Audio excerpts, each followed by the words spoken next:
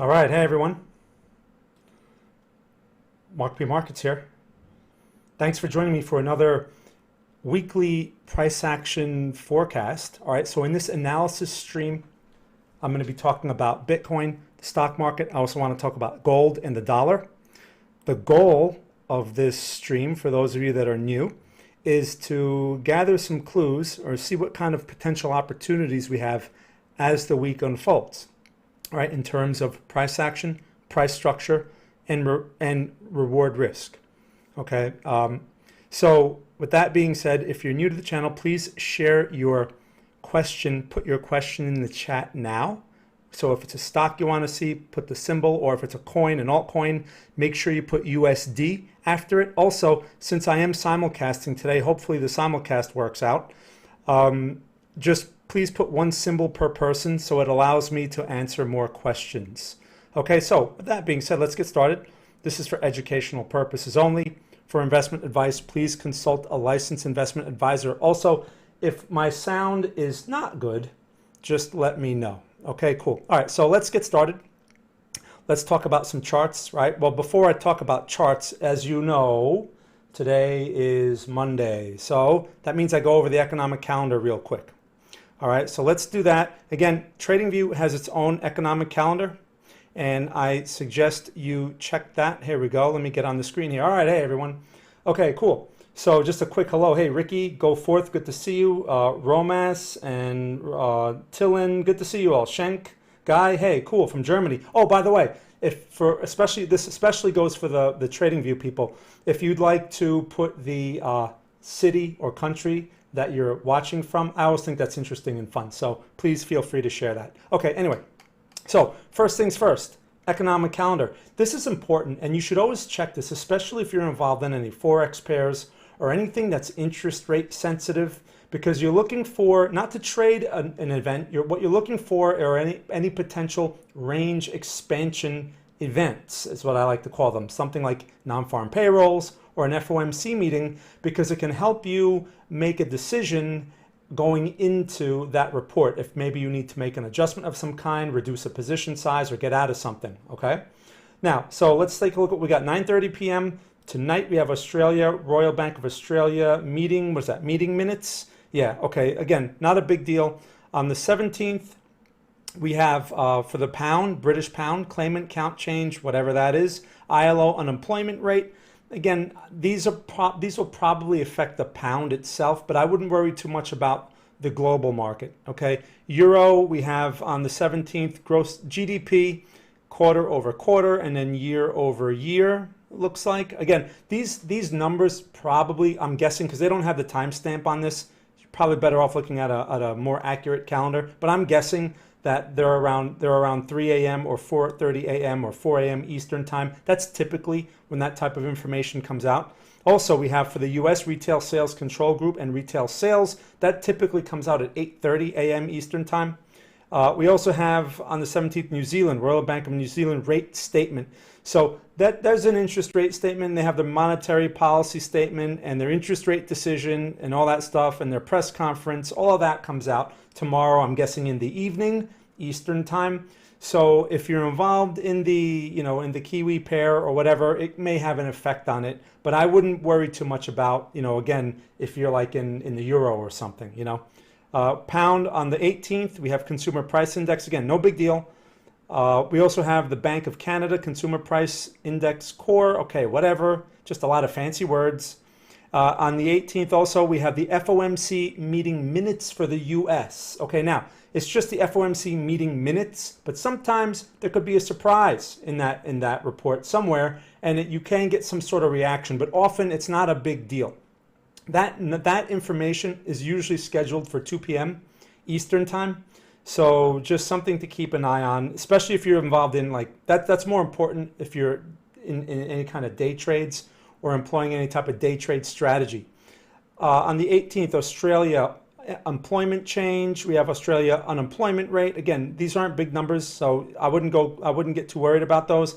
On the 19th, China interest rate decision. If there are any surprises, maybe that can affect things. But again, on the 20th, we have Canada retail sales and Australia retail sales. This is not a very, I don't see any heavy reports here, okay? When I say heavy report, I'm talking about stuff like FOMC meeting, rate announcement, or NFP, something like that. Or if Chairman Powell is testifying somewhere or something like that, because he can give away hints, right, that the market can interpret a certain way, and that can have a big move, right? So that's what you need to be prepared for. I don't see anything like that, so I'm expecting generally a quiet week in terms of moves or range expansions as a result of a piece of scheduled news. Okay, hey, Gmail, good to see you. And the TradingView chat, by the way, let me see how many people are watching. Oh, I got a couple of people watching on TradingView. Make sure you put your questions in now, TradingView people, because otherwise I get over questions and then I won't be able to answer them all. Okay, so anyway, just letting you know. Okay, cool. So let's get into Bitcoin now. I see lots of questions here, so I'm going to get to them. Let me just go over my portion of the analysis first. Again, I want to cover Bitcoin. I want to talk about the stock market real quick. I want to talk about gold, dollar, and interest rates and stuff like that. Now, first things first, Bitcoin. So over the recent week, right, Bitcoin has been getting a little, it looks bullish, right? But here's what you need to keep in mind, and I pointed this out a week ago as well. This area is resistance. So if you read my TradingView report that I wrote yesterday and published, I talked about the 50K area, which means 47, 48, 49, 50, 51. This entire zone is resistance. It's an old support, which was basically like the 50 to 48K support back here, which we tried buying, and it broke that support. Now it's a resistance. So if you're watching smaller time frames, it's going to be very easy to get sucked into buy signals in a resistance area. Now, if you're looking for day trades, that's one thing because you're looking for a small bite. But if you think that this thing is going to go straight to 64K from here, then you're probably being confused by too many people saying things like that, because it's not, I mean, while anything is possible, you're at a resistance. So probability favors selling activity coming into the market. I wouldn't buy here. This is a really bad place to be taking risk or taking new risk. This is a good place to be reducing risk. So if you're in from lower prices, you should be distributing. Now, with that being said, is this structure a bearish structure? No, it's not. I see higher lows and higher highs. So that's a good thing, but it's the location that's a problem here. So like I put in my report, I'm interested at support levels. So we have the structures going our way, great. I want to see a support. And right now that support is around 41, 42, maybe 43K area. That's what I want to see. And I'm willing to wait. So if you have a problem with fear of missing out, that's an emotional obstacle that you have to get over, all right? Because again, if you succumb to that regularly, yeah, you'll make some money here and there because you'll catch a move, but often it's going to get you into these wrong moves. Like how many people, because of the fear of missing out, bought into this pin bar high break, right? It faked out. Now, this fake out is likely to turn into a sell signal. Why do I say that? Because when you have momentum and you have a bullish structure, well, follow through should look like a green candle. This thing should be looking like this right now, not this. Now, things can change. We have a few hours before it closes, but my point is, if it closes like this, that's a bearish pin bar near a resistance. So maybe we'll get the pullback. All right, either way, my point is this. I wait for the pullback. I don't care about anything else. I don't care about the news. I don't care what people are saying. I don't care if people are saying this thing's going to 100,000 tomorrow and all that other nonsense. Stop letting that nonsense get into your head. Focus on the levels. This is not a level for buying for swing trades, okay? The risk is very high. I want to see 42K, 41K. Now, if it never gets there, which is possible, it may not pull back there. Then perhaps I have to adjust somewhere around this area, okay? Possibly, which is what? 44 area, 45 area. If Bitcoin gives me the right information to adjust, meaning it gives me some kind of candlestick pattern, a reversal pattern there, I will consider that, okay? Otherwise, I want to see 42 or 41K, and that's it. I'm not willing to buy these breakout prices because I think the risk is just too high, right? I'm going to be buying into a resistance and then get caught in this nonsense. It's just not worth it for me, okay? So that's Bitcoin. Now, many altcoins are going to follow a similar pattern. Again, I have to remind people often, altcoins do not lead, Bitcoin leads. So let me just show you a quick example. All right, so something like, let's see, Litecoin, right? Let's take a look at Litecoin, which is a typical follower. Now look at this. Sometimes like they kind of do their own thing for a little bit, right? And they start to look enthusiastic and like they're going to break out and do all this stuff on their own. But guess what? Ethereum is also at a resistance area, just like Bitcoin is, right? This entire area. So if Bitcoin fails, like I said in my previous analysis, earlier or around, what was it, Thursday? If Bitcoin fails to follow through, they're all going to fail to follow through. And that is what you have to keep in mind. So it's something like that, with that kind of information, prepared with that kind of information, what you can do is use Bitcoin as your guide. So if Bitcoin fails, then that's your answer. Okay, so just like Bitcoin, I want to see a pullback. It's the same trade. That's why I don't get mixed up in all these garbage altcoins, because it's the same trade. It's just a miniature version of Bitcoin, okay, in terms of technical analysis. Now, I'm not talking about fundamentals and all this other magical stuff that they fill your heads with, okay? I'm not really interested in any of that. I'm only interested in levels and price structure and price action, because that tells me, it gives me a more honest view. It's not perfect, okay, but it gives me a more honest view of the market, and that's all I'm interested in. So, let's see now. So that's those two. Let's get to the stock market real quick, because I don't want to spend a lot of time. I'm going to spend more time on your questions. Now, the stock market has been tricky. Okay. Now, obviously, there's a lot of political stuff going on, and I think that's part of why the stock market's been so sluggish. With that infrastructure bill and whatever, all that. I don't pay any attention to that nonsense either. All that does is put opinions in your head, and opinions can be very costly. So here's the thing. I'm interested again in levels and structure. The NASDAQ, right? The NASDAQ 100, we can argue is higher lows and higher highs. Strong. Okay, fine.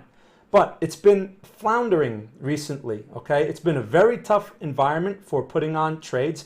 I still think it's a high risk area. Now look at this bullish pin bar today, right? The market's still open. It's closing in 45 minutes. It was much negative earlier. What's this thing right now? It's negative 21 points. This thing was, what, 150 points lower or something like that? And it made it all back. Okay, that's nice for intraday, but it's the location that's the problem here. So if you're involved in like day trades with this kind of stuff, okay, fine. There's stuff to do. If you're not, this is a high risk area for longs. Now, again, it's just messing around. Can this thing pop to a new high? It's possible. Remember, what you're looking at here is the FANG, right? The FANG stocks. I mean, look at Google. Oh, Google was red earlier today. It's green again. Okay, there you go. There's your answer, right? Amazon, look, pin bar. Okay, so they're all coming back in. Wait, whatever. It's the location, though. How about Netflix? Let's see, NFLX, because these are the things that are driving that NASDAQ 100.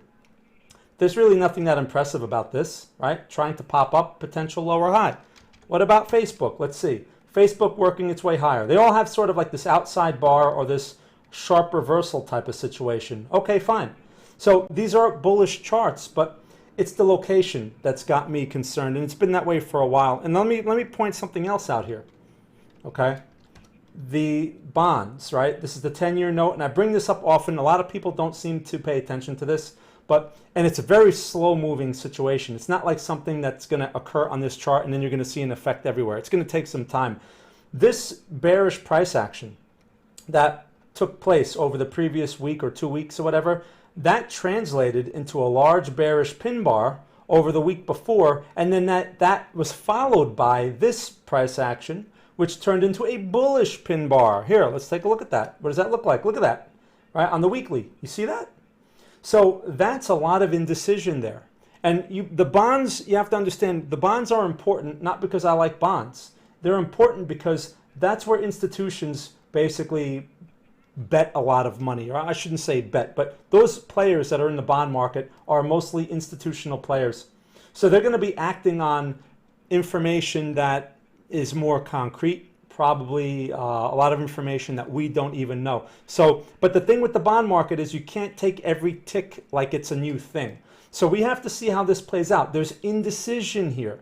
Does this thing turn into a bearish situation where prices start breaking lows? Well, if there's any type of Fed talk of rising rate, blah, blah, blah, or changing their schedule, you'll see something like that. And then that will have a negative effect. Now, so you have to keep an eye on that. Now, the other thing here, let's just go back to the S&P real quick, and then I'm going to switch over to gold. S&P, right, outside bar, new highs, new all-time highs. Again, you can't get sucked into this stuff, all right? My argument is this. Am I all for a strong market? Yeah, why not? But I don't like buying highs. So I want support levels, right? And these are the support levels, at least for me to even think about if I was going to put on swing trades for stocks, right? Here we go. We got one right here. What is that? 44.29. Right now we're at 44.72. 44.29 is a minor support. Then we have this one over here. What is this? 43.92. So basically 44 area. Those aren't even major ones. Those are minor ones. Because if they break, then you're looking at this 42 level, that pullback there. And that's a possibility still. So why would I want to take risks at such inconvenient prices? I don't care what they say. I don't care how much higher the market's going to go. It's going to go higher forever and they're missing out. All that nonsense that's all it is, nonsense. Again, levels, structure, price action. It's all I'm interested in. So that's the situation there. Risk is too high. I'm not interested in that market, okay? That means no swing trades for me. And I don't mind waiting. Waiting is really where the money is made. Now, let's take a look at gold real quick. Gold has been tricky because gold has been, got everyone, it probably shook a lot of people out in that move right there. And it looks like it's coming right back. The problem with gold is people get very opinionated with this stuff. Well, we have inflation. Gold has to go higher. Right. But not much has changed as far as the inflationary landscape goes between here and here. Not much has changed fundamentally. This pullback was just complete nonsense. Okay, I mean, in terms of where we are inflation-wise, it's the same story. So why did that occur? Because, gold is heavily manipulated. Whatever you want to say, it doesn't matter. What matters is it bounced off of a support. Look at that support. And it came back hard. Okay, fine. But I'm not going to chase gold. Do I want to buy gold? Yeah. I mean, I've always been bullish on gold. I'm never bearish on gold. But we're at a resistance. Old support, new resistance. Why would I buy it now? So on something like gold, fine. It wants to consolidate again. Perhaps we get a pullback of some kind. A convenient level for gold would be right there. Okay, which is what? What price is that? 1750. Okay, nice round hole number. So if gold can give us something like that, perhaps we'll have a buying opportunity as the week unfolds. If gold is just going to keep working its way higher, this area is highly vulnerable. Okay, because you have this old support, new resistance, you have this double top up here. I'm not getting involved there. What, to get caught in the next pullback again? You don't know how big those pullbacks are going to be, right? So like I said, don't go by opinions. Don't go by the fact that, yeah, right, we have inflation, whatever. None of that means anything because these markets can do whatever they want to do based on whatever catalyst, whatever pushed gold to do this, in those few days, caught a lot of people off guard. We didn't expect something like that either. Okay, so that's why, and again, this also demonstrates that no matter what you do, especially for short-term swing trades, you must respect stops because people that get caught in something like this, right? This pin bar at one point, just realize this, right? Little lesson right here for you. This pin bar was a full green candle at one point. So imagine how many people got sucked into that thinking it's a long. And we would take a long on something like that, right? That's a potential long signal. And it got really hammered. Right? So how do you protect yourself from something like this? Stop loss order. It's the only way because you're not going to see something like this coming. The chart, even though you can argue after the fact, double top. Yeah, right, double top, right. There's no way that double top can tell you that you're going to get a move that's 150 points lower, right? Or whatever that is. Nothing can tell you that it's going to go that far. All right, so anyway. So those are the things I wanted to cover. Now I want to get to your questions. How am I doing with time? Not too bad, not too bad. So let's go over your questions. Let's see what I got here. I'm going to start with TradingView, people, because I wasn't on TradingView the week before. Hopefully my connection is much better now on there. I don't see any complaints. All right, so let's start with Mr. Plow. OMG, okay, let's take a look. Never reached its all-time high of 2018. I know it's okay to you, and it probably is. Would you still care to look at it if it will ever reach all-time high again? I asked the same question of IOTA a few weeks ago. Okay, yeah, no problem. So look, OMG, it is a garbage coin because it's one of these, it's a hype coin, right? And you shouldn't be too surprised that it's not going to see that all-time high most likely. And the fact that Bitcoin was at 64K and the best this thing can do when Bitcoin was pushing those highs is 15.5, right? That's the best it can do. So that means this thing's relatively weak and you're just playing just like all the other coins. I mean, it's basically just like all the other coins. Now look at this too. It is this pattern right here, all of this right here is very similar to the Bitcoin situation. You have the double bottom, right, around that basically, which coincides with what, 30 or 28.5 on Bitcoin. And now you have this breakout attempt. Okay, fine. I mean, if you're in from really high prices, I don't know what to tell you, because this thing is probably not going to see those highs again unless some news comes out somewhere along the way and this thing turns into a lottery ticket. But the chart is not going to help us see something like that. At this moment, the chart is telling us that there's a bearish pin bar. Okay, you have this little mini bearish pin bar at a resistance level, which again shouldn't be too surprising. I mean, Bitcoin is coming off of a resistance level. So as far as this thing goes, OMG, your support is right there. All right, and that's really the only point of interest, at least for a swing trade, $4 and basically $4 and like 85 cents around that area, something like that. That's your support. So either it goes there or it doesn't go there. You know, maybe it works its way higher, but this is just another mini version of the Bitcoin chart. All right, so yeah, and I wouldn't get my hopes up on those all-time highs again. You're going to need some kind of magical thing to happen, right? Some kind of news or whatever. They solve some kind of big problem and everyone uses them or whatever, and now this thing's a player, right? Otherwise, it's just a junk coin. All right, it's like a penny stock. That's how you have to think of it. All right, so thanks for asking about that. Oh, by the way, I had a couple of questions. Let me just address them real quick. I had a couple of questions in the other chat. Since I'm in an altcoin here, we had band. Hold on, let me just do these real quick, right? Band. I mean, look, does that not look like OMG? It's the same story, right? Look at this. Resistance right there. What price is this? I'll tell you right now. This price is 9.43, so 9.5 is your resistance. This thing is almost there, right? It's at 8.84 it's at right now. So you're dealing with a resistance there. You have this little bullish structure. Okay, great. It's following the Bitcoin situation. And it's still strong, even though Bitcoin is showing us some red. But you can't go by this because these charts aren't leaders. These are not leader coins. So, you know, yeah, it looks good for the moment, but if Bitcoin has a more significant pullback, this thing is not going anywhere. So you have to look at the levels, right? The levels are the key here. Nothing else, right? Especially with these. And that would be this level here. Okay, that's your next support. $6.70, right? So that's band. We had ANKR. Let's take a look at that one real quick. ANKR on Coinbase. Again, support and resistance. That's all I'm interested in. You have a resistance right around here. That's a resistance. You have a support right there, which, again, this formation, very similar to Bitcoin. What is this high over here? 0.82. So just about 8 cents around there is your support. That's your structural support. So that would be a place to consider buying more if you're interested in something like that. Otherwise, you know, I wouldn't be buying these things at resistance levels. They may work their way higher, but again, they're dependent on Bitcoin. So if Bitcoin fails and pulls back to 35 or pulls back to 41 or whatever, you can get better prices on these things. So use Bitcoin as your guide. You have a bearish pin bar developing on here too. But they don't, these price patterns on these charts aren't going to be as meaningful because they don't do their own thing typically. Okay, and I think there was another one, band, anchor, and I can't remember. Oh, SOL. I know some people had questions about this one. Let's take a look at this one real quick. Oh, all right. So yeah, I see why people are talking about this. Now here's one of those exceptions that is doing its own thing, because look, it broke out and it's vertical right now. So it's up 12 points. Nice. If you're in this from a lower price and this thing goes vertical like this, please don't let greed distract you, because that's typically what will happen. You're like, well, right now it's at 65. I mean, tomorrow it may be at 95 and I need to make money. Right. Well, you should be taking something off the table now because this is vertical. That's the herd mentality.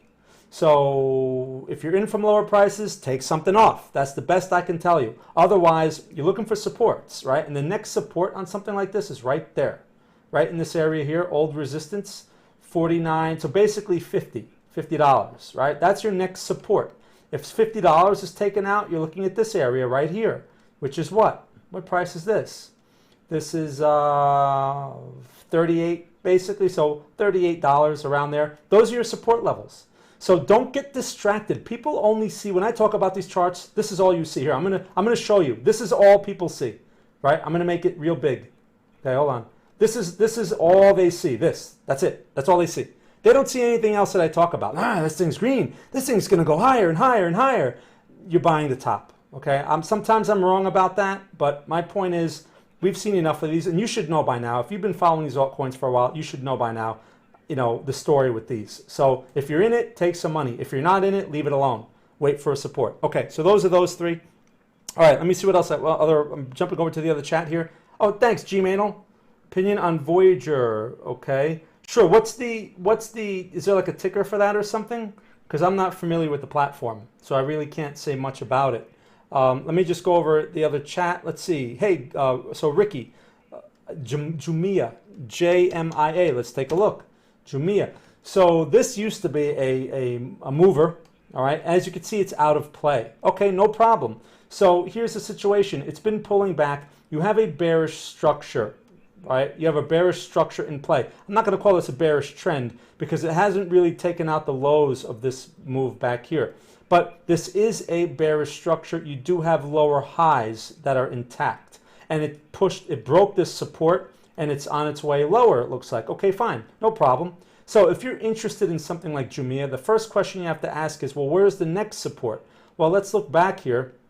You have a support right there. It broke that, all right, but it hasn't broken it really. I mean, how much did it break it by? Let's see, what's the price here? What's that low? 19. So basically 19 even. And this thing right now is at 18.30. All right, so the thing that you have to see is how does this thing go the next few days, first of all. This is not a place to buy. It's an attractive location, but the momentum, there's nothing about this momentum that says it wants to turn just yet. So all you have is the location. So certainly worth keeping an eye on. But here's the thing. Even if you get the bullish pin bar, okay, or you get something bullish that occurs somewhere around here, which is likely because you're in such an area, you still have to face structure that's working against you. This, right? These lower highs.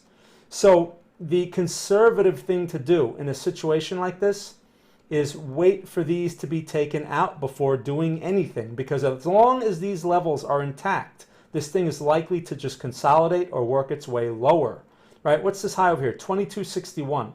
So you should use that as your decision-making point. You don't necessarily have to buy it there, but price needs to clear that to prove that it's no longer breaking supports and it is now breaking resistances, because a stronger market, that's what it does. It breaks resistance levels, right? Here you broke a support. So if you're in this, hopefully you've taken a loss or you're taking your loss or something, because at this moment, there's no telling how much lower this thing can go, okay?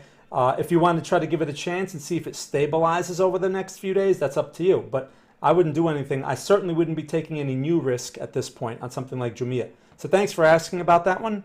Good question. Okay, let me jump over to the other one. Zoom, ZM. Let's take a look. ZM. What's the story with Zoom? All right, interesting. So ZM has pulled back to another attractive location. A lot of stocks, if you notice, they're probably at attractive locations. Let's look up over here. We have an old resistance, right, which is going to act as a new support back there. And here you are, fooling around in this double bottom area. Nice location. This stock in general, we could say, all right, so the structure that's in play, we have an old trade over here. The structure that's in play is this structure right here, because that's your recent swing. It broke these resistances. Okay, fine. So that can be our point of reference in terms of context.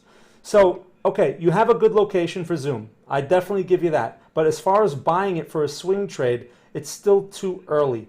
Again, this candle that we're looking at right now, does not qualify as a pin bar. It's got a tail on it, but a pin bar is something like this, where the open to the close is very small, right? The open to the close range is typically small, right? Those are pin bars. These are pin bars over here. So I would wait for a pin bar to develop here, or perhaps an inside bar. Maybe you get an inside bar tomorrow. Watch the high of this candle or the high of the next candle. What's this? 354.79. And that could give you a buy signal. But more importantly, because everyone wants buy signals, right? More importantly, what is your risk?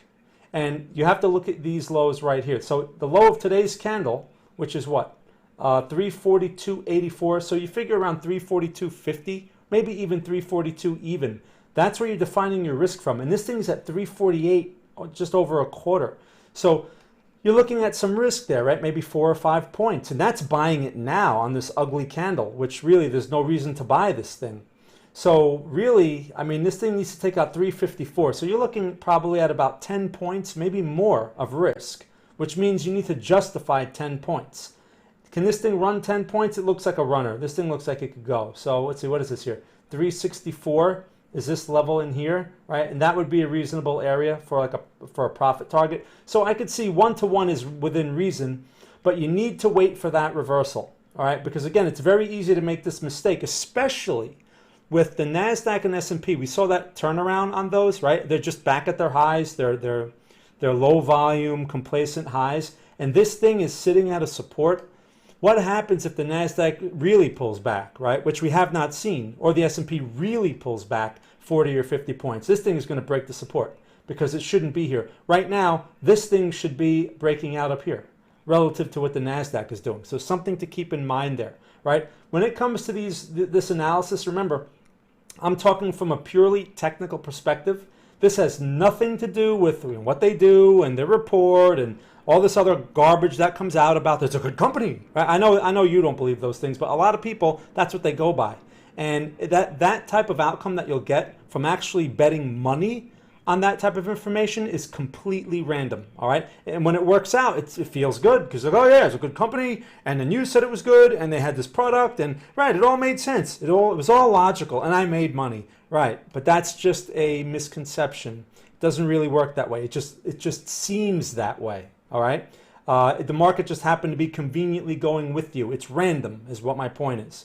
So we don't like random. What we like to do is look for high probability situations, and that's what we're trying to isolate here. And it's not all there yet, but it's starting, okay? At least you have a location. It's better than nothing. All right, so I would keep an eye on that. So thanks for bringing up Zoom. All right, let's tell us what we got. Do you think this could be on Bitcoin? I guess he's talking about Bitcoin. Larger corrective move. No. Back to Bitcoin. This move off of Bitcoin, first of all, this was never a bearish trend to begin with. This is a consolidation. I talk about this all the time. This is a consolidation, right? The broader trend is bullish, and this thing could be the beginning of the resumption of that broader trend. Now, we may pull back a bit. It's very possible that we could pull back maybe, halfway into the midpoint of this structure, but this is not bearish. There's really nothing bearish about this. So I wouldn't think something like that. All I can say is we're at resistance, and I don't like to take risks at resistance. Okay, next question. Knocked offline, not sure what's up with your stream. Okay, inverse, I'm not sure what the story is with that. I'm not getting any errors from TradingView. So maybe you have to refresh your page or something. Usually I get like an error if it's on me. So it might be your connection. I apologize for that. Okay, let me see what else we got here. Okay, so I went over, let me just go back to the chat. I'm just going through the chat. Let me see. Okay. Luna and many other altcoins are breaking their all-time highs. Is there any way to determine a top for a coin? No, there's no way. Any signs that coin has reached this top? No. No, top ticking or whatever, that's just gambling, basically. There's no way to know. Okay, here we go. So here's Luna. Now, again, this is just hype, first of all. And there's no way to know that it's going to do something like this, right? You just basically have to get in and hope for the best, right? Like if you bought in on like this breakout area right here, this consolidation breakout, something like that, you could have defined risk there. I mean, of course, we're looking at this after the fact. But you could have defined risk over here and you could have gave it a try to see if it breaks out and keeps going. In this case, that worked, okay? But these situations are not the norm. This is what you need to realize. After the fact, you're like, oh, I could have had this, I could have had that, I could have done this, but I was too scared. You have to be able, it has nothing to do with picking the top. It has to do with how much risk you're willing to take. You could have bought this breakout and the next candle, it could have turned into one of these over here, okay? And there's no way to know if that's going to happen there. You just have to see if it happens and have your stop in place or be prepared to adjust. So in this situation, if you're in, you have to be taking money off the table. If you're not in, there's nothing to do here. You just let it run because The people that all you're doing is taking it off the hands of the people that got in at these prices here. Now, who got in here? How did they know? A chart didn't tell them. Okay, most likely there's a chat room somewhere, and there's some kind of hype going on somewhere. There's a YouTube channel somewhere that's pushing this. This is the next coin of the future. That's what usually drives the type of moves, okay? I wouldn't, so again, I'm only looking at this from a technical perspective, and I'm only interested in risk and reward. So this is too high risk. So first support, if you're interested in something like this, maybe trying to buy a pullback, if it pulls back and holds, your support is around here somewhere. Okay, which is what? What is that? $17 around there. So maybe between 20 and 17, or maybe 20 and 15, that might be a good area for you to be looking for support. If this thing pulls back, it'll probably be sharp and ugly, something like this, right? So you have to let it stabilize as well if it gets back to your level quickly. So that's what I have to say about something like that. Good question. But yeah, there's no oscillator. There's some people that say, oh, well, if you use the RSI, or if you use this, and the price goes higher and the RSI doesn't go as high, and you have this, it's random. It's all random, okay? When it works, it looks great, but when it doesn't work, they don't talk about that, right? So there's no distinct advantage to any of that stuff. I hate to tell you, and I hate to pop your bubble if you have a bubble about that, but that's the reality. So you can't rely on stuff like that. Anyway, it's a good question. Let me see what else we got. Greetings from Netherlands. Hey, question about Q about BTC. All right, a significant drop for a few weeks now, but it appears to go up and up, up. Okay, and it has hash ribbons and switched to a positive. Okay, well, first of all, I've been predicting a significant drop. I haven't been predicting anything, to be honest with you, because I don't predict. What I talk about are levels, right? So even during these streams, I'm talking about levels. I'm careful not to predict. Now, I talk about areas that I'd like to see and do things around those levels. This thing, like I said before, is at a resistance, this area. So I'm not interested here. We talked about, and we talked about longs, I don't know, a while back when this thing was all in this area here, all we were talking about were longs. While people were coming to us, are you sure it's a long? Are you sure it's a long? Yeah, it's a long. All right, we weren't 100% sure, we can't be, but that's an area where we're looking for longs. Now, after it had done this, right, and we had some swing trades that worked out in this situation along with Ethereum, and now that we're in, we're fooling around the 41K resistance, right? We took it out. Yeah, I was bearish, or I shouldn't say bearish, but I'm cautious around there, and then I'm very cautious at here because, again, we're at resistance levels. So, of course, I'm not going to be sitting here saying we're going to 64K or anything like that. As far as the MACD goes, there's not really, a MACD is an oscillator that helps you work with a trend, okay? So when the market is not trending, it's going to be pretty useless, right? Or it could be very confusing, I should say. So this, as far as trend goes, especially on smaller time frames, this trend, or I like to use the word momentum because trend I like to refer to a bigger picture, is still bullish. I mean, we have higher lows and higher highs, and we have yet to take out a support, right? We have not taken out any supports. So until supports get taken out, I have to assume that it will find support perhaps in a tighter area and work its way a little higher, but I don't like those situations, and I refuse to buy. I'm not going to buy a minor support and get mixed up in a resistance area. I'd rather have it clear the resistance, kind of like this, right, where it cleared the 41K, it cleared, and then I was looking for that pullback, but it never really gave it to us, okay? Not the way I wanted to see it. So what do? Nothing, because I don't lose anything by doing nothing. All right, so I hope that answers your question. All right, back to the other chat. Let me see what I got here. Okay, hey, from Lithuania, UMA USDT. Let's take a look. UMA USDT. I appreciate everyone's questions. Now, I mean, look at this coin. Compared to something like those Luna and those other ones, right, that are out of control, that are catching everyone's attention, this thing is, what's the story here, right? This thing sucks, to be honest with you. Where's the party? So this thing's at a resistance level, okay? You have a resistance right there. Nothing vertical. Now, you have these higher lows, right? These areas right here, which, okay, so there's some strength coming back, but it seems to be just following Bitcoin like to the T, right? Bitcoin's getting a little top heavy, and so is this at a resistance area, right? You have this area right here too. Like, you're right in the middle of it. So there's nothing to do here on a coin like this. Point of interest would be this area right around this area here. What price is this? Let's see. I'll tell you in one moment. That is, if I could see it clearly, this price is $10, around $10. So you're looking for like the $10 area, right? And this thing at the moment is just over, it's at 12.25. So if you're interested in something like this for maybe a swing trade or something, this is not the price level for it, okay? The $10 area is more probable because you have a support there.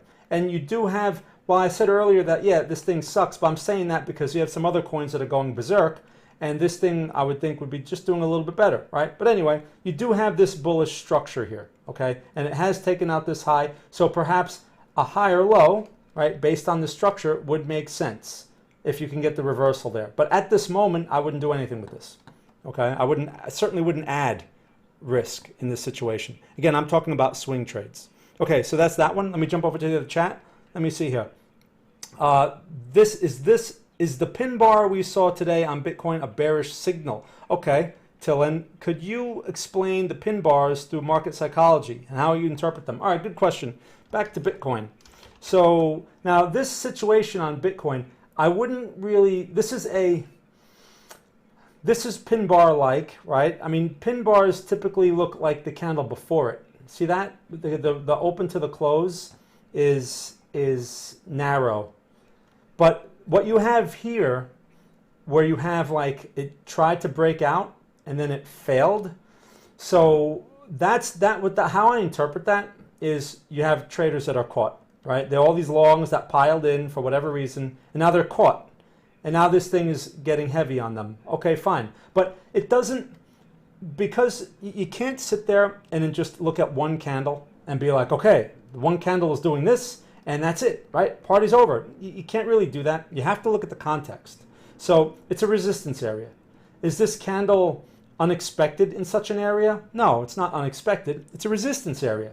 So of course, buyers are likely to get absorbed pretty easily up in here, and that's what's occurring. Now, how can I use that information for trades? Well, for one, I'm not going to put on trades here. As a swing trader, I have no interest in going long at such an area. Okay, I don't care how great this looks and all that other stuff. So the only other thing I can do then is say, well, where's the support? And that's over here, right? So that's what I want to see. Either it works its way there and gives me an opportunity, or I have nothing to do, because I don't force trades, right? You have to be very strict like that. So I hope that answers your question. But basically a pin bar is traders getting caught. Right? To answer your question basically in one sentence, they're getting caught. They're all piling in thinking one thing, and then it reverses on them. So now all those people that piled in, they're stuck. And if too many of them get stuck, then you see like a support break, right? And that's very typical. That's a fake out. So pin bars are often associated with fake outs, and they're great reversal patterns. It's the location where they appear, because a pin bar can appear anywhere, right? Just keep that in mind. They're random on their own. All right, so good question. All right, let me see what else we got here. Is there, okay.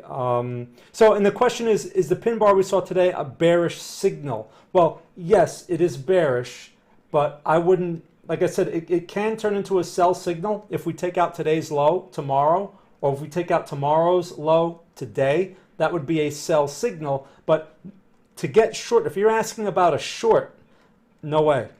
Well, for one, we don't short Bitcoin, but it's too risky. You know, for a day trade, it's a different story, but I'm not talking about day trades. Right? So it's very important to understand that this structure is not supportive of the short side. So best thing to do, wait for the pullback, look to buy the support. I mean, that's what I'm looking to do. Okay, Schenk. Okay, hey, from Austria, cool. Addition to the question, especially since we do seem to be rising wedge from which BTC just broke on the lower side. Okay, so just zooming out here on Bitcoin again. Why rising wedge? I'm not sure what you mean by the rising wedge. Maybe not. I don't see that here. So maybe you could be more specific. But I hope I answered that question. Okay, over to the other chat. So Slovakia, ADA. All right, let's take a look. ADA USDT. So all right. So you know, I saw a YouTube video. Or I should say, I saw a headline talking about, oh, Cardano is, you know, The next bull, blah, blah, blah. Okay, right. That was a few days ago. I guess people that bought that are now stuck in this thing. Okay, anyway, again, hype. Okay, hype. So this thing is, you have a few of these coins. We looked at SOL, we looked at ADA, and that other one that was basically vertical. I can't remember it now. And they're doing their own thing. So you're going to have those. But when they're doing something like that and you missed it, you must not get lured by the fear of missing out. You must not, because that's just greed stepping in. And you're saying, oh, I'm going to miss more. I mean, you know why? You're looking at what's occurred. You're looking at this. But that party is over. So when you see something vertical, if you are not in from these prices for whatever reason, if you're not in from there, all you're doing is helping those people out by giving them your money and letting them out, because someone is going to get out over here, right? Someone that knows what they're doing is going to get out. So next best thing, if you're interested in a coin like this after such a move, if this move is going to sustain, then you need to find a support, okay? And you have support right here. What is that? $1.49, $1.50 area? That's a support. So if it can get back there, that would be one place to consider. That's a high probability area. Your next area is here, right? That's another old resistance, new support. What price is that? $1.80 area, okay? $1.80. So if you can get a pullback to those prices, all right, because right now you're coming off of a potential double top. If you can get a pullback to those prices and the thing can reverse and you want to get involved perhaps as a swing trade, it would be nice to get some price structure to agree with you at that point. But those are your higher probability prices, not now. Now, there's one other scenario that if you're aggressive, perhaps Cardano is going to break higher and do something stupid, which, you know, it's very possible with these coins. They're like lottery tickets. What can you do? How can you get involved in something like that if it's going to do something like that? Well, first of all, what you have developing right here could turn into a tight consolidation, okay? It could turn into that. If the high is taken out, all right, see this current candle is an inside bar. So if the high of this candle, or maybe you want to use the next candle, but if the high is taken out, it's $2.20, and you want to be aggressive, and you want to give that a try to see if this thing gets stupid, and this is what I mean by stupid. It goes vertical like this. If it does something like that, and you want to see if you can get a piece of that, well, your risk is going to be defined by this low over here of $2.03. So the thing is, if you get involved on that, it's a breakout type of trade. If you get involved in something like that, and it fails, it fakes out instead, which is very possible, kind of like what we saw with that Bitcoin pin bar, right? Something like that, then you need to get out of that, because this thing is going to get hammered at that point, because you and everyone else just bought that breakout, and now that it's all going to get, you know, they're all going to get out at the same time, and now you're going to get stuck in it, right? To avoid getting stuck in that, you have to have that tight stop, and you have to take the loss.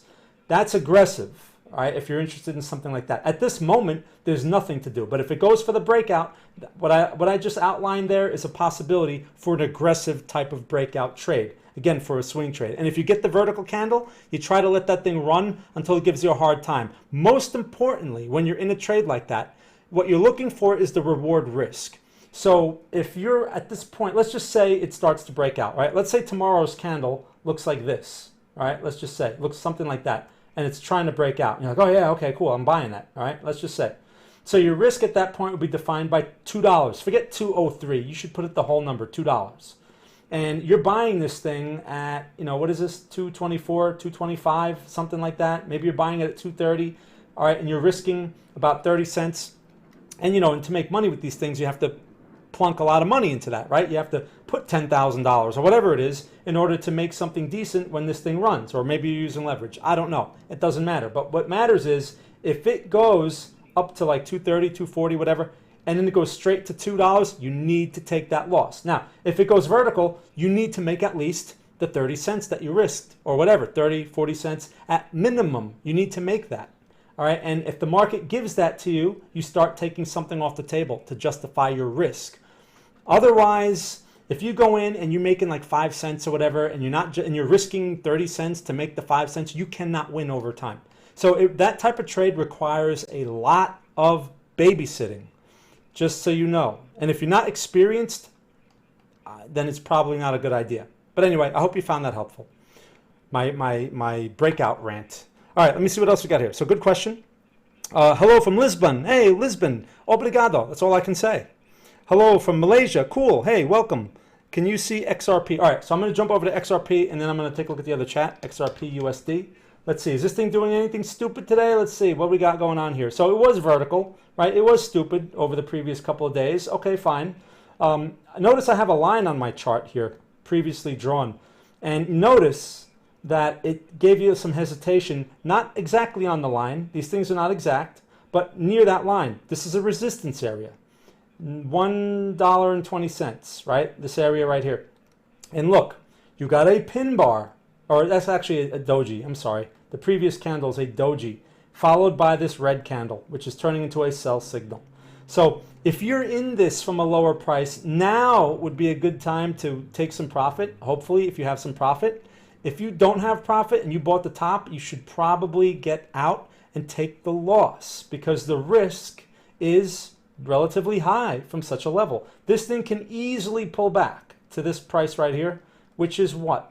And you know how these garbage coins are, $1.07, something like that. You also have some old resistance minor right in this area here. What price is this? 93 cents. So basically between like $1.05 and like, let's just say 95 cents, that area, that's what it can pull back to reasonably.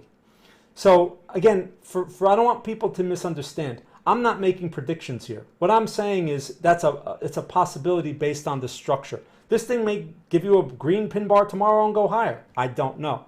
But what you have to look at is the risk you're taking, right? Everyone thinks that this game is about predictions. It has nothing to do with predictions and everything to do with how you manage risk. So those are your levels for XRP. And if I was going to get involved in something like this, that's what I would wait for. Because at least, look, you have the bullish structures at least. Okay, it's a good start. And now it's just a matter of waiting for pullbacks. If you don't have the patience to wait for stuff like that, you're always going to have problems, because you're just going to be, all your decisions are going to be governed by fear, which is the typical trait of someone that's being affected by the herd mentality. And that's why we get these type of moves. You don't want to be that person. Okay, or that group, in that group. Anyway, so thanks for that question. Let me see what else we got here. So, okay, hey, Guy from Germany, hey, welcome. Douglas, does anyone know what other platform these guys stream from? Well, I'm on TradingView. Okay, Will, okay, good to see you. Hey, HS, good to see you. Schwartz from Romania. He's my Romanian representative. Okay, I have a lot of people following me in Romania. Let me see what else we got here. Thanks, Schwartz, for joining us today. Adnan from Switzerland, welcome. What are your thoughts on Sol? Okay, so I went over that earlier. Just have to go back earlier on the stream. Julio from London, of course, calling again. What's your view on Tesla? Go long? His question is. All right, let's take a look. Tesla. Ooh, all right. So Tesla is a component of the S&P, right? And here's the thing. So S&P went to new all-time highs today, again. And this thing is giving you this, minus 31 points. Not a good sign. That's relatively weak. So let's talk about this a little bit. You have a support right here, which is, what price is this? 693. So you're going to have some people try to step into this, but that's not really good. The problem with this is, yes, you have a support, but this is an ugly candle. There's nothing that says reversal here on this time frame. So I would leave this thing alone until it can either give you a reversal candle somewhere in this area, okay? Meaning over the next couple of days, maybe you get a pin bar, maybe you get an inside bar or something. But again, a big problem here is relative weakness. What if the S&P is negative tomorrow or on Wednesday and the S&P pulls back 15 or 20 points, which is a big move for the S&P these days? What if it does something like that? Where's this thing going to be? So you have to be careful with that, right? Because it's showing the red flag of relative weakness.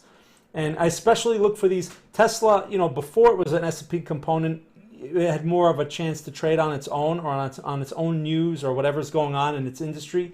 But it's an S&P component now, so it's probably going to be more correlated. And that's where relative weakness or relative strength, and I'm not talking about the oscillator, can be very helpful. So right now, I'd stay away from this. To answer your question, it's not a long, not yet.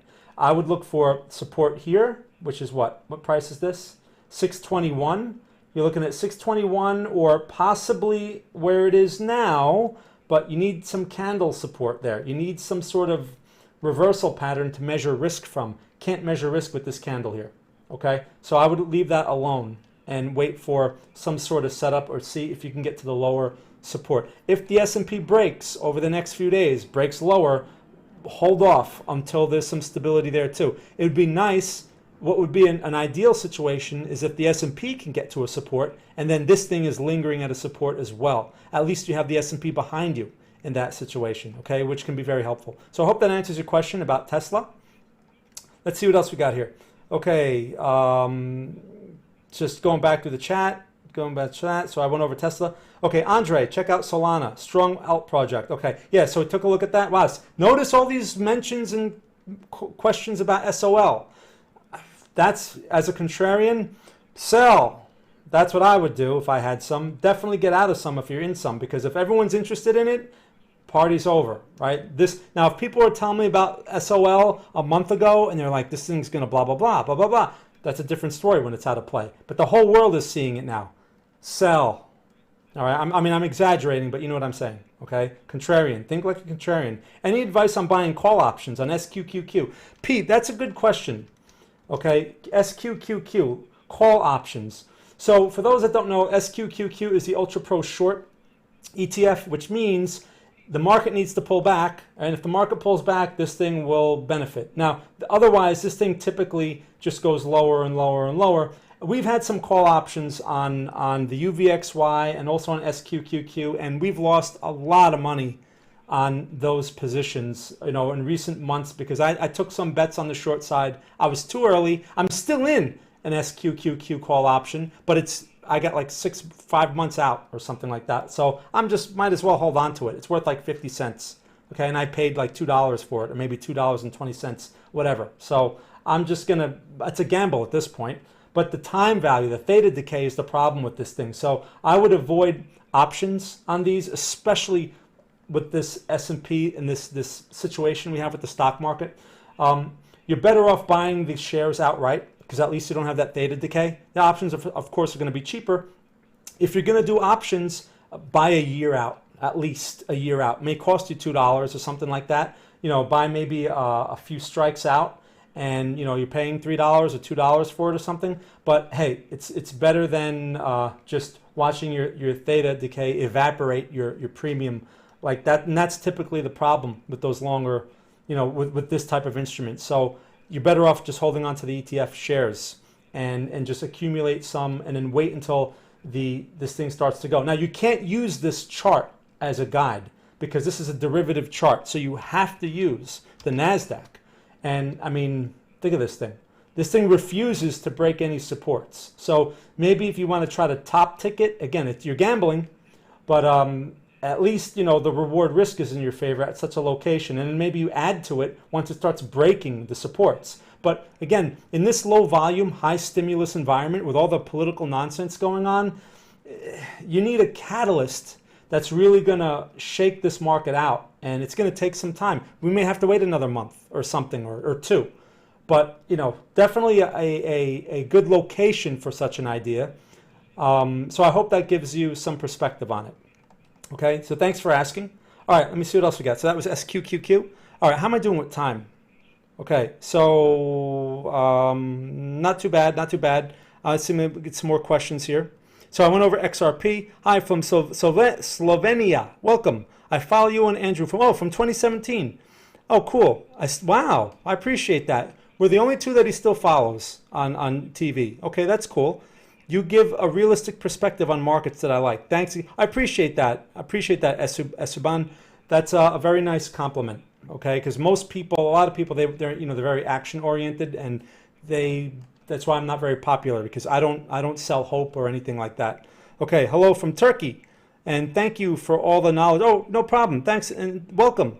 So Gmail. Okay, so that was your question, Gmail. Man, that was like an hour ago or 34 minutes ago. The platform, the Voyager platform. Again, I apologize. I'm not familiar with it. Hold on, I just have to adjust something here. Hold on a second, guys. Okay. So yeah, I'm afraid I'm not familiar with the Voyager platform, so I can't really comment on it.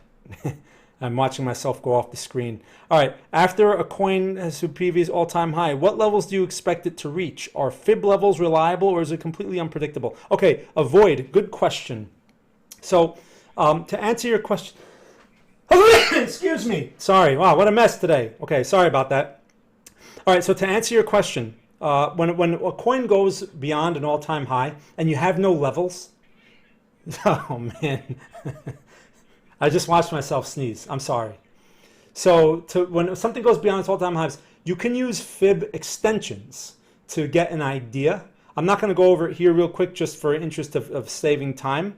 But what I can tell you is you can use fib extensions. You're only interested in like the 1618 and stuff like that to see, because that's usually a good reference point. But that's real when you're looking for those levels. That's a good way to gauge maybe some profit potential and stuff like that. If that's what you're looking for, like how much higher can this thing go before selling activity comes in, that's usually a good point of reference when you have nothing, no historical price action to go by. As far as shorting it, don't even think about it, okay? If that's what you're thinking, because it's not a very reliable technique for shorting. So I just wanted to point that out. Thank you for asking. That's a good question. Let me see what else we got here. Can you look at Dogecoin? Sure, let's take a look. All right, Dogecoin. Oh, all right, so look, this one's coming back, right? It's trying to come back like the others. But again, don't lose sight of that Bitcoin situation. I can see why everyone is like getting maybe concerned or maybe anxious. I'm not sure what the right words are. Or maybe I should just say interested, okay? These are, when you're in these situations, because not every coin looks exactly like Bitcoin. And a lot of times they say, just use Bitcoin. But maybe some people are confused by that guide because these coins don't exactly look like it. All right, fine. So what to do then? Well, look at your levels. Okay, it's the first thing you should do. Unsure, look at the levels. Now, this thing has broken this resistance back here. Okay, that's good. But you always have to keep in the back of your mind, Bitcoin is the leader. So that means you should be focused on the next resistance, right? Which is what? What is this? 35 cents. And then the resistance after that, which is what? 44 cents. Those are your levels. Now, based on that, look what we're getting today. Inside bar, bearish. Shouldn't be very surprising. You're near a resistance. And so is Bitcoin. Okay, so that right there should tell you not a good place to buy. You shouldn't be buying near resistance levels to begin with because your probability is not with you. It's likely to sell off. I mean, let me just show you an example. Look, you could sit back here. It touched this resistance before it broke and kind of sold off. Now, why is that problematic when you could, if you just had held on, it eventually broke, right? That's nice. The thing is, you don't know if it's going to do something like this, right? So if you are watching this and watching this and watching this and it does something like this, you're likely to second guess. That's the problem. So you may bang it out and, oh, inside bar, bullish, and then you get confused and then it breaks out and then you miss it, right? So that's the problem, because the potential second guessing, this is mostly a psychological game. Chart reading is easy, all right? It's the layer of fear that is constantly shaping how you manage your positions or your decision-making process in these areas. Now, that brings me back to, well, what should we be looking for then? Resistance, stay away from it, and support. That's what you're interested in. So this old resistance, new support, that's 28 cents.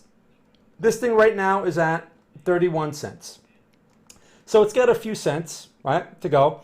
That would be your point of interest, is something like that, looking for support in this area. Now, again, keep in mind, so how does Bitcoin fit in? If Bitcoin has a more serious pullback, it's likely to break this support. So you can't sit here and rely on these things 100% and say, oh, it's at support. But it's a point of reference. Okay, does that make sense? So right now, I'd be looking for support, and I'd be looking for Bitcoin to also be supportive if this thing is going to continue higher.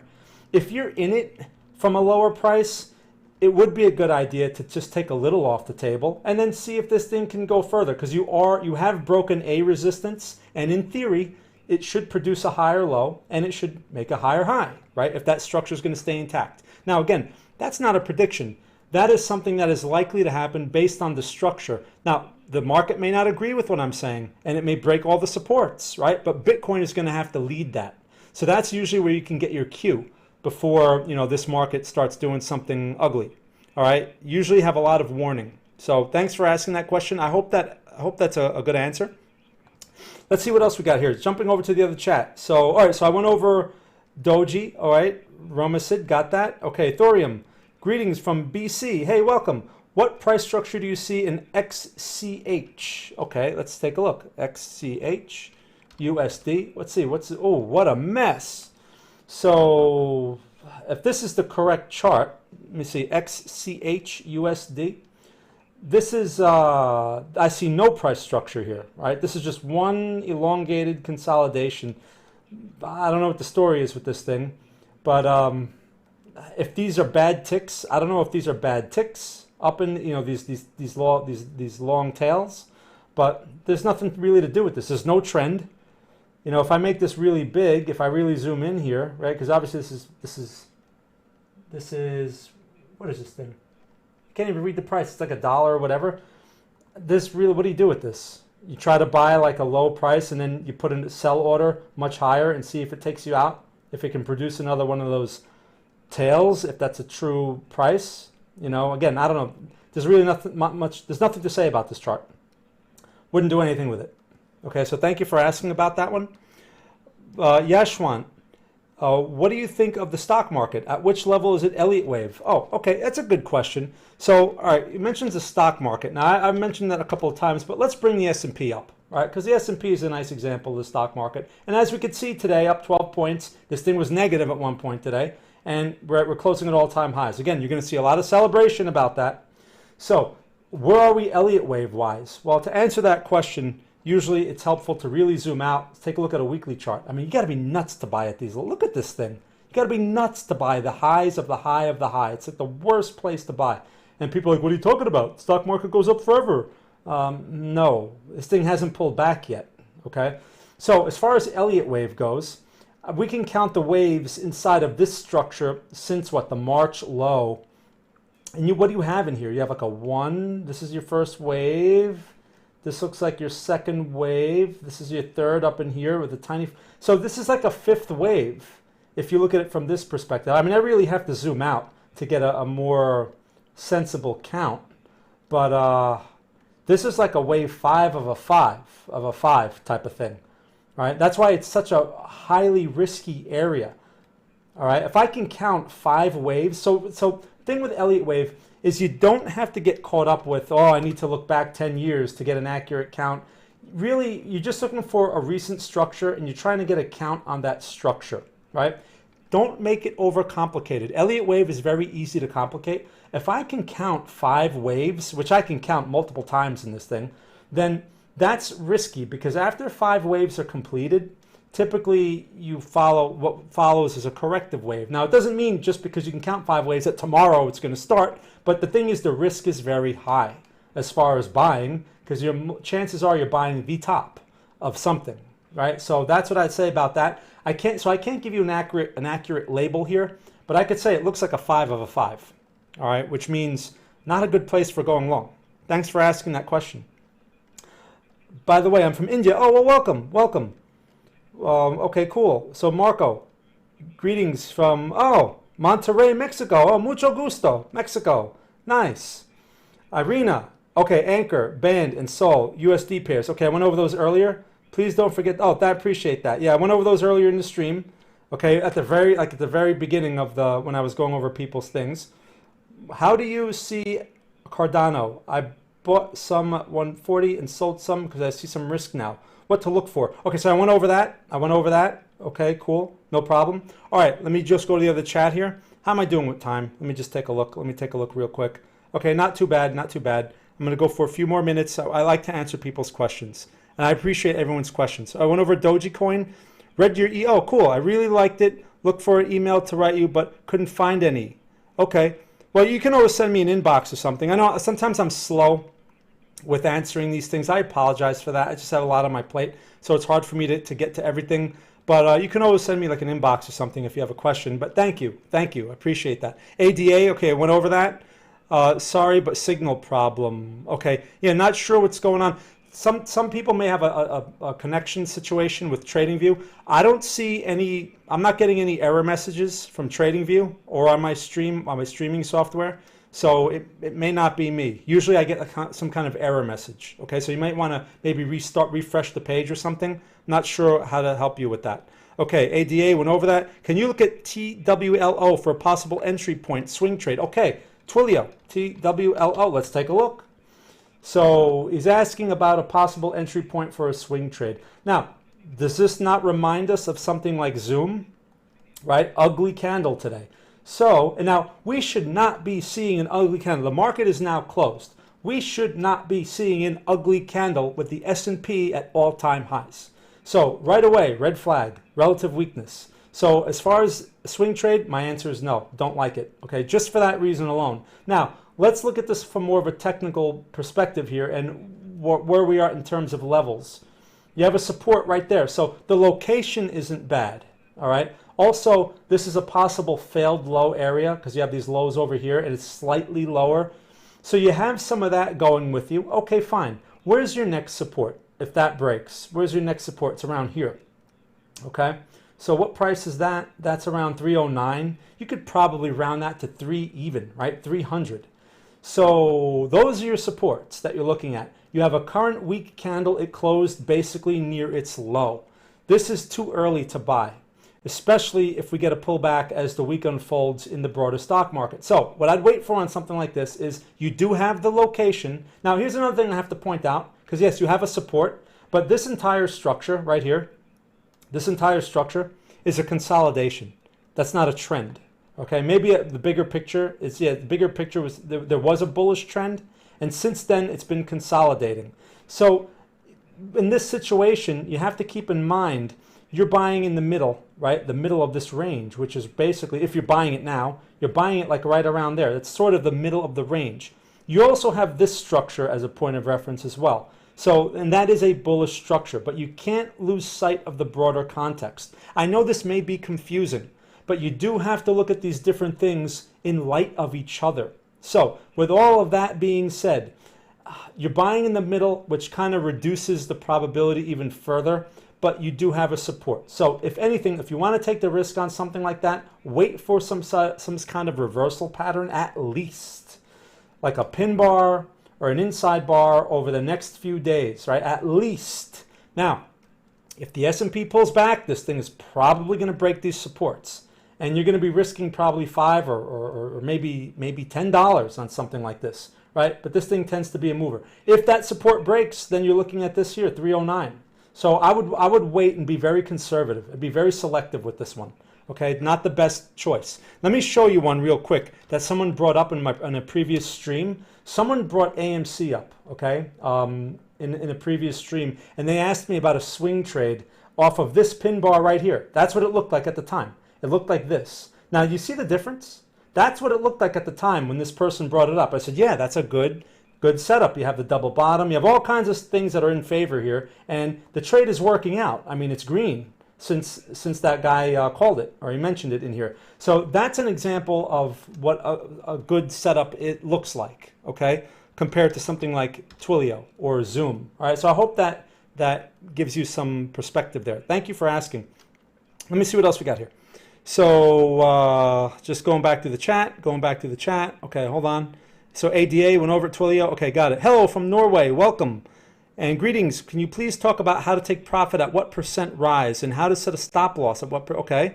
I know it's based on personal risk ratio. I have some times, okay, I stop loss and the market trend changes. Right, okay. Also, when you take profit, man, this is a really long question.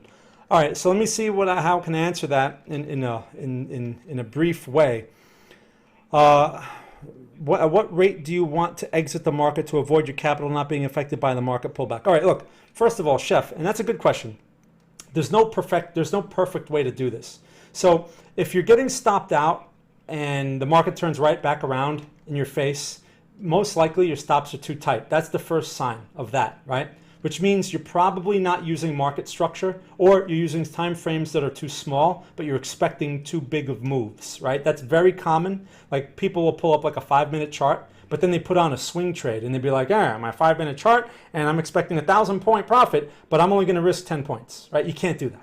So all the proportions have to be the same. So if you're thinking swing trade, first of all, you need to define your risk on a daily chart, like I'm showing you here with these daily charts. You notice I don't talk about 5-minute charts or all that other nonsense because those are not appropriate for swing trades. So your risk, first of all, has to be defined there. Second of all, when it comes to taking profit, you need to justify the risk. It's that simple. So if you're risking 5 points because the market defines 5 points, not because you're personally comfortable with it, it's because the market says there's 5 points of risk. Okay, let's go back to AMC, right? Because this was a swing trade that's working right now, and I didn't call this, someone else called it. One of my followers in here mentioned this. So there's your pin bar. Now the market says at that point, right? Forget these green candles because they weren't there at the time. So the market said that your risk can either be the low of that pin bar, which is 29.41, or you can go by this structural low right here. That's the market risk. So what is this low over here? That's 28.92. So you round that to like maybe 28.50. The entry was around 31.87, so around 32. That's about 4 points of risk. That's the market risk. If you're like, well, 4 points is too much, lower your size. Okay, because that's the market risk. In a situation like that, you may get stopped out, but the chances of getting stopped out are much less likely and then watching the market go in your face. It still happens, but it happens a lot less. Okay, so that's that. Now again, what I was getting to is if the market risk is 4 points, you should start taking money off the table at 4-point profit. Okay, 1-to-1 or slightly better than 1-to-1. You should take something off the table. Maybe 20% of it, maybe 30%. And then you see what the market does from there. But you should also have other predetermined targets, like maybe a target at 2-to-1, maybe one at 3-to-1, because that's justifying your risk, no matter what the market is doing. Everyone gets greed in their head, and they let greed take over, and they say, oh man, this market ran 100 points without me, and I missed it all. There's no way to know how far the market's going to run. Your goal should be to justify your risk, not maximize your trade. That's gambling. People don't realize that. They think this game is about, I'm going to invest this and I'm going to get out at the top because that's what I'm going to do. And you're playing a game that you can't win. All right, so it's about maximizing your reward risk, reward to risk. So that's why at 1-to-1, you should start getting out of something. Just start taking profits while you can because your risk is justified. And just being in the habit of doing that. That's why when I show those vertical candle charts, like, you know, something like this ADA, when these things go vertical like this, and your reward risk is greater, like you're at 1.5, you're at 2-to-1, whatever your risk was, you should be taking something off the table. I don't care how beautiful it looks. I don't care what the experts on YouTube are saying, and it's going to go up to $1 million tomorrow. All of that is nonsense that appeals to your emotions and your hope. Forget all of that. Look at your risk. Yes, it's cold, it's hard, and you're going to leave money on the table, but leaving money on the table is a good problem to have, okay? Not getting caught in stuff and then hoping and then watching your money just, you know, get stolen basically from you because of your greed and your hope. That's usually the problem. Okay, so I hope that answers your question. I don't want to get too excited. I'm so emotional. All right, can you check out, okay, so I went over XRP, cool. All right, thanks for asking. RECSI, okay, a stock. Let's take a look. RECSI, all right, let's see, okay. So notice, why are these stocks doing this today? Another red candle. S&P is making all-time highs, and the NASDAQ turned around. What's going on? It's those FANG stocks, okay? We're being misled. I mean, I'm just talking, this is just an opinion here, but the stock market is heavily weighted on those stocks. So when we see a good day in the stock market, we think, oh, it's a good day today. But if only a couple of stocks are having a great day and that's what the market's reflecting, that's not good, actually, okay? I am a contrarian, but I have to say that. Anyway, so as far as this goes, you're in the middle of the range, okay? Middle of the range, bad place to be buying. Red candle today, weak close, nothing to do. Wait for support. This is your support right here, 1453. So wait for that. Otherwise, you need some sort of stability, at least. Maybe you get some over here. So location isn't completely horrible, worth keeping on the radar. That's all I'd say about this one. Not really much else to do. I don't like those candles. Stepping in front of that, you may think, well, why can't I just step in front of that, right? It's a support area. You can try, but the result's going to be random. It may keep going lower. It may find a support. That's why I like to wait for some sort of confirmation. Yes, I give up the best prices, but I don't mind giving up the best prices. You know why? The best price is very expensive. You don't realize that yet, but when you try to get the best price on everything, all you do is lose, because you're buying into this thing trying to get the best price, and then the price gets better and better. And oh, I should have waited. Oh, and it gets better, right? Those situations, it happens. All right, so let's see what else we got here. Good question. I'm just trying to move along quickly. So that was RECSI. Thank you for asking. Is there a way to receive financial advice from you or your team? Okay, I can't answer that on this stream, but if you look at my links and stuff, you can find stuff, okay? What do you think about making XRP cry for the next 5 hours? I'm not sure what you mean by that, but, make it cry?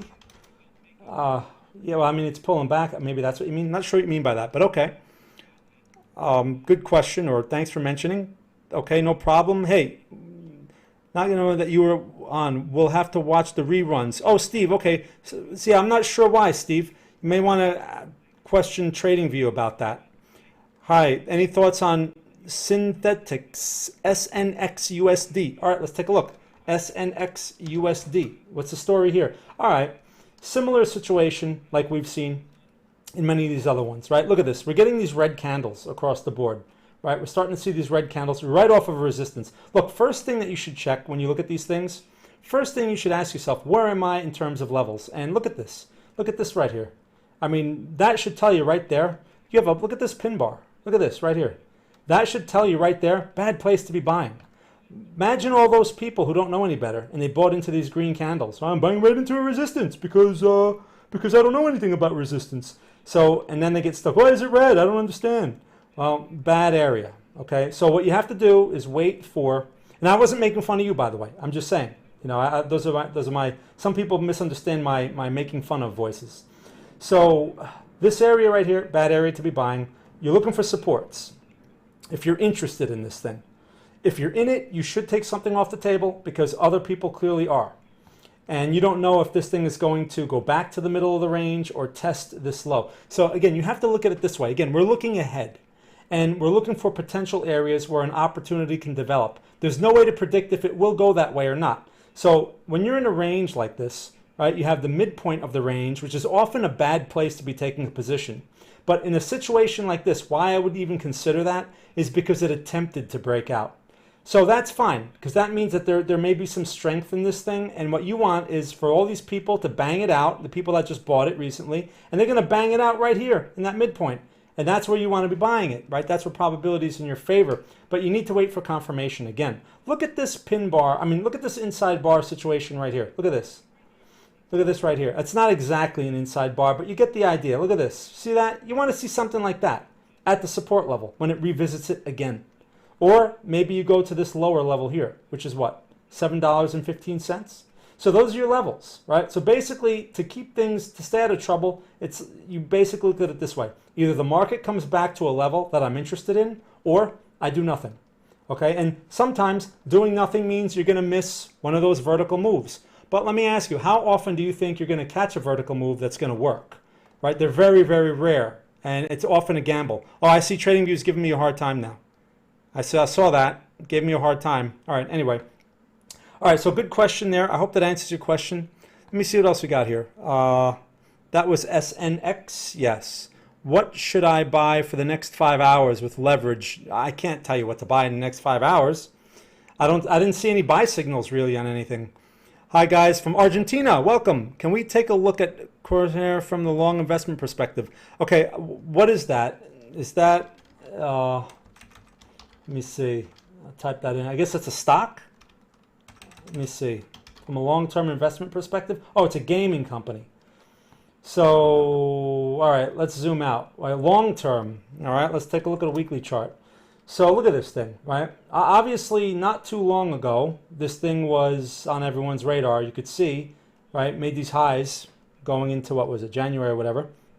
Since then, it's been garbage. It's been out of play, like many of these. So look at this. I mean, you're at an attractive level. You're at this 50% point relative to this swing back here. It's not a bad location for long term if you're interested in that thing. Now, I don't know anything about the stock fundamentally, so I really can't say much about long term. But you do have some short term signals here, right? That's a pin bar, and it's a double bottom, right? Double bottom pin bar situation. So you do have a buy signal in an attractive area.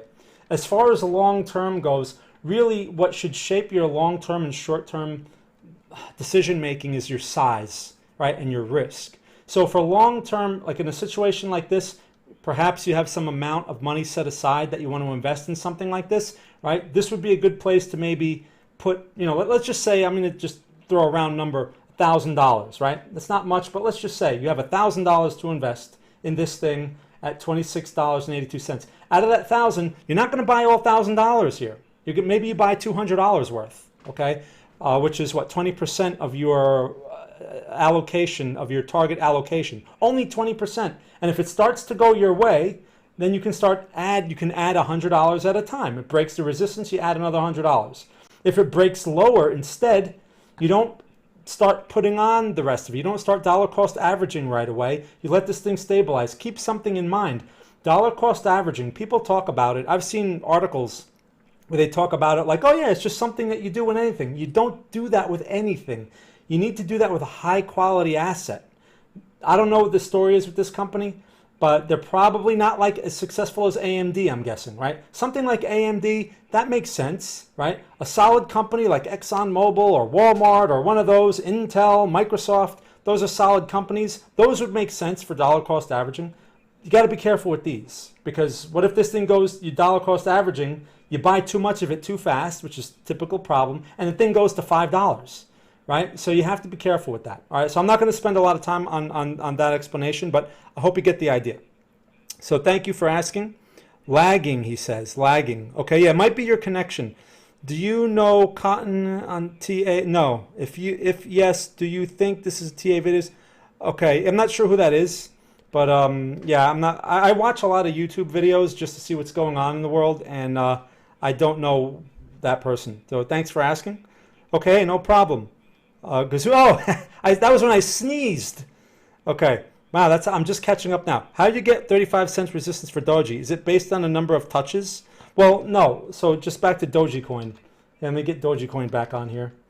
So real quick, I got 35 cents from just this area. Where is it? Again, and those are round numbers. It's probably this around here, this area right here, this right there, right? It's not exactly 35 cents. What is this? 40 cents? It's about that line is at 40 cents. 35 cents is what, right around, oh, okay, I see what I was looking at. This area right here. You have that right there. You have this structure back here, right? This area. That's where I got it from. Again, those numbers are not going to be like precise. So you can't go by the number of touches and all that stuff. That doesn't really mean anything. What matters is really how much time it spends there. So when you see like a lot of these gyrations, like you see this gyration back here, that's actually meaningful. That means something, right? Because that means people, there's volume being generated, right? People are taking positions and it's accumulating in that area. That's why you see the gyration. It's when a market is balanced. Now at some point, the market is going to become imbalanced, and half of those orders or half of those positions are going to have to do something because they're losing, and they're going to have to get out, right? And that's usually when you get an imbalance, because everyone goes to one side. All right, so anyway, I hope that answers your question. How do you see ICX BTC on the weekly? All right, so something like an ICX against BTC, here's the thing. I don't like crosspairs, okay? I don't like these crosspairs because they're not very reliable. They basically depend on one coin to be moving faster than another coin. So it's hard to trade these charts, right? As far as weekly goes, let's take a look at the weekly. I mean, look where you are. We can look at support and resistance levels, but that's really all I would give it, because again, this is really more of like a rate of change between the two. You have a level here and you have a level here, right? Basically, and you're nearer the bottom, you're nearer the lower part. But ICX is going to have to appreciate faster than Bitcoin for this thing to get back to the middle. If anything, you want to wait for a test of that support, right? Which is, what price is that? Oh, I can't even read that. It's a lot of zeros. A lot of zeros and 21 something. Okay, what is that? I'm trying to read it. 2106. Okay, 2106. All right, that's what you're looking for. Something like that. But again, go against the stable coin, go against the dollar, go against USDT. Don't go against Bitcoin because it's too messy and unreliable. It's like a Forex cross pair. Okay, and notice the Forex cross pairs that are worthwhile are things like pound against yen. Why? Yen is very stable. It tends to be a very stable coin, right? That's why we only look at, when we look at any Forex pairs, if we look at any, it's against the dollar. We don't waste our time with these other ones. All right, anyway, so thanks for asking about that one. All right, so I got a couple more questions. I'm going to wrap this up. I'm on time here. Let me see. Yeah, okay, one more and I'm going to wrap this up. Again, I appreciate everyone's questions. XCH is in Chia, the crypto altcoin. Sorry, I guess TradingView doesn't have it. Oh, okay. Sorry about that. HS, can you have a look at Theta? All right, so I'm going to take a look at Theta, and then I'm going to have to wrap this up. And let's go back. I'm still on the weekly. Let's go back to the daily time frame. So now Theta, Theta is a follower. All right, I mean, I have to say, it's been trying to do its own thing, sort of. You see this here? Trying. Look at today's candle. That is not what I'd want to see if I was long Theta. But not only is today's candle important, look where the candle is developing. Look at this. Look at all this back here. Those are all important inflection points. Basically, it was a support. The support broke. It became a resistance. That broke. It became a support again. That broke, and it became a resistance again. Okay? So you're basically looking at a resistance area and a pin bar. Not good.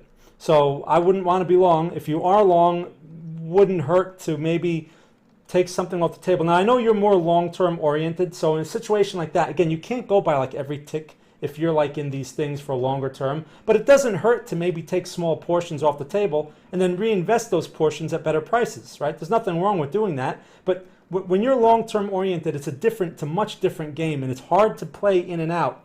When you're trying to mix the two mindsets, short-term and long-term, it's very hard to do that. It's better to keep it simple. So anyway, you have that pin bar. I'd be looking for supports if you're interested in this thing at all. Again, no surprise that we have a pin bar with Bitcoin doing its little thing there.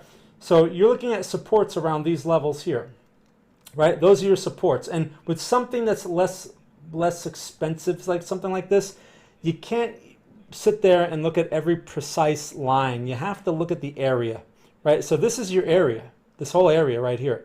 And that's basically what? That's the $5, $5.72, $5.50, maybe $5.25 area. That's what you're looking at for something like Theta. This thing right now is at $7.53. So that's a good $2 pullback.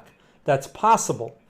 So for those that just bought this thing, that's part of the risk you're taking right there, right? If you bought at a bad price. And with a pin bar developing like that, if it takes out the low of the pin bar, this thing is going lower, most likely. So those are your support levels on something like that. All right, so thank you for asking. I hope that helps. All right, so I'll take a look at VeChain. Elizabeth, ETH target is still 2,800 to 3K if that holds. I'm not sure what you mean by that, if that was a trade that you're talking about. But all right, so let's take a look at VeChain real quick, and then I'm going to wrap it up, okay? This looks just like Dogecoin, right? It looks just like it. Very similar. Resistance area, right here. I don't even have to spend too much time on this chart to know that this is trouble over here, okay? Again, everyone gets wrapped up in this. This is what everyone focuses on. Oh, it's green, but it's green, it's green. Yeah, it's green. But what you're not paying attention to, what most people are not paying attention to, is this area, right? That area. And that area, this entire area, is a resistance. So I have no interest at a resistance. I want to see it pull back. So the next question is, where can it pull back to? Support. And support, just very similar to Bitcoin. This, by the way, this level that I just pointed out on VeChain, which is 90.09, so basically 9.5 cents. This is equivalent to Bitcoin going back to like 35K. That's what that is. So that's a possibility. If they follow, maybe, you see a test of that level again. It's hard to believe that Bitcoin will test 35K. Maybe it turns around 40K. I don't know. But that's your support. All right. That is what you should be paying attention to going forward. Not this. Okay. Stop looking at what's behind. You have to look at what's forward, which is something you cannot see. So you have to project these things forward. All right, so Elizabeth, I meant for a long for ETH. Okay, all right, so I'll do that one and I'll wrap it up. Let's do ETH real quick. So Ethereum, and you're looking for, let me get my Ethereum chart. Let me see here. It's Bitcoin, Ethereum. Is that Ethereum? Yeah. All right, so you're asking 2,800 to 3K if that holds. So I guess you're asking about a support. This not look good. All right. 2,800 to 3K. I'm just looking here.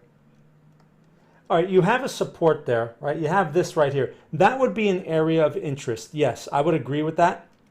But yes, it needs to hold. If it doesn't hold, you know, you're looking at these areas here. This is what you're looking at going forward if it cannot hold. Now again, Ethereum is not a leader, it's a follower. I know a lot of people like to think it's a leader, but it's not. So yeah, those are the levels, right? This is a horrible place to be long Ethereum. I don't know why anyone would get long here. But it's such a vulnerable area. You have this right there in front of it, and it's turning.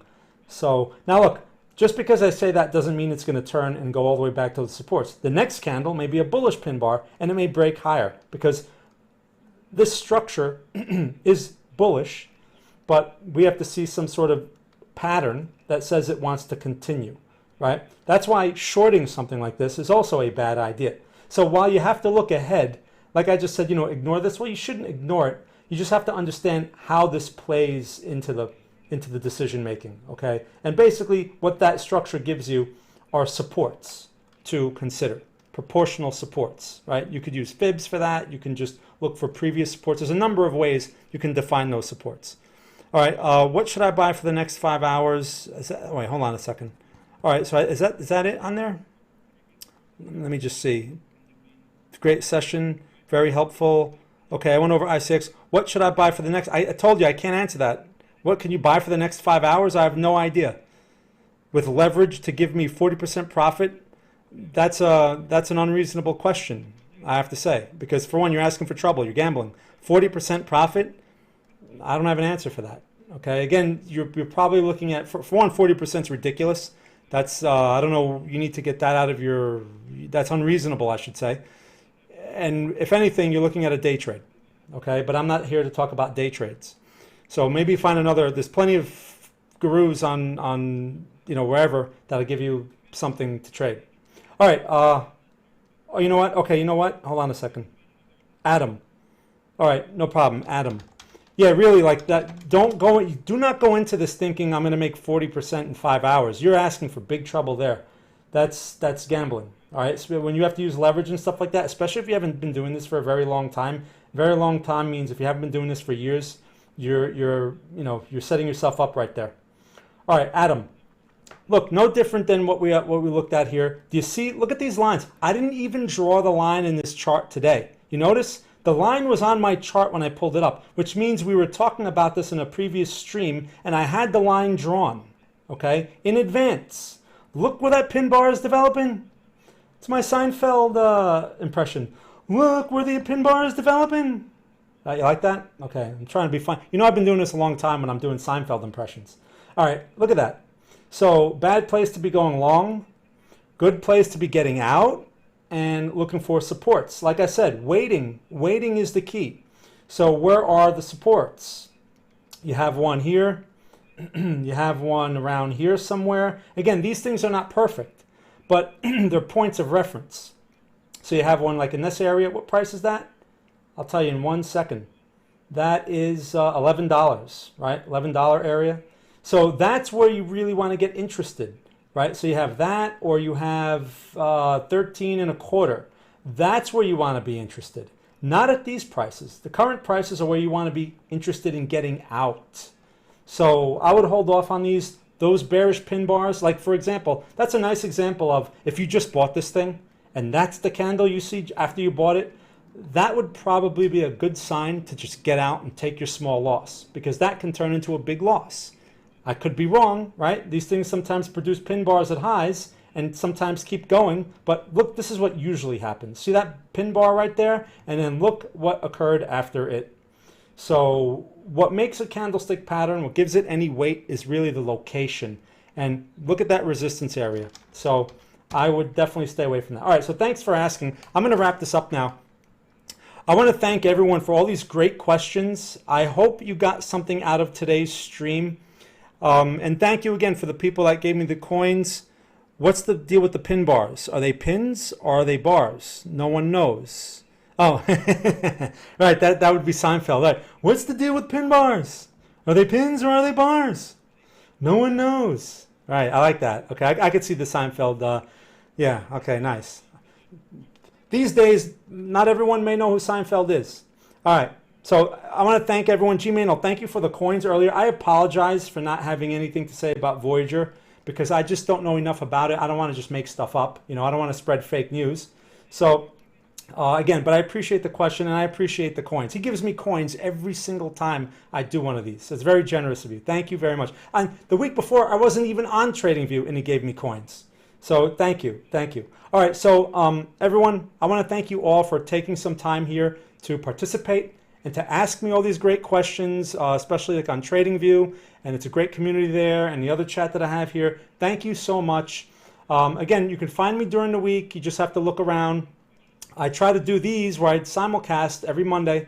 Okay, so again, when you have questions, you can come here and ask them. Also, I have my article on TradingView that I publish on Sundays. And if you have questions on there, the best thing to do is come here onto the stream and ask me. Otherwise, because I'm probably not going to get to those questions if you write them on the TradingView article. Okay, so just wanted to leave you with that. Again, everyone, this game is about waiting. So if you have, again, problems with fear of missing out and all that other stuff, please do yourself a favor. Focus on the psychology. Learn how to wait. That's really the skill, waiting. It's a simple thing, but most people can't do it, all right? Charting is easy. Anyone can come up with charts. Anyone can draw lines. Anyone can point this and point that. But it's really about waiting for when things are lined up mostly in your favor, and then at that point, measuring the risk. Forget the reward, right? The reward comes to those who can manage the risk effectively. That's really the main thing that you have to be able to do. If you can't manage risk or you don't have any regard for risk, you cannot win. You'll win randomly, right? Just like a casino. But who wants to do this like a casino, right? This is not even fun enough like a casino. So if you want consistency, you have to focus on that risk and you have to have everything very well defined. You need to know if it's a swing trade. You need to know if it's a position trade, and you need to know the risk. Okay, so I'm going to leave you all with that, and a lot of that begins with waiting, not trading, waiting. Less is more in this game.